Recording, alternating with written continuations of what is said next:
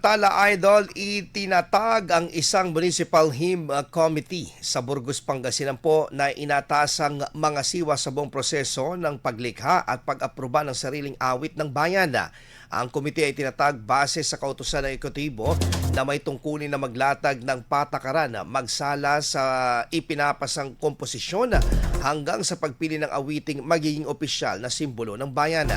Kabilang sa komite ang mga kinatawan mula sa iba't ibang sektor ng gobyerno, edukasyon, sining at kultura, kabataan at musika upang matiyak ang malawak na partisipasyon at patas na pagsusuri ng mga komposisyon. Kapag natapos ang proseso at napili na ang opisyal na himno, ipepresenta ito sa alkalde at sangguniang bayan para sa pinal na pag-aaproba. Sa oras na maaprobahan, inaasang magiging bahagi ito ng mga opisyal na pagtitipon, programa at seremonya ng bayan. Ang paglikha ng Burgos Hima ay inisyatibo sa pagsusulong ng pangmatagalang simbolo ng pagkakakilanlan ng mga residente ng nasabing bayan.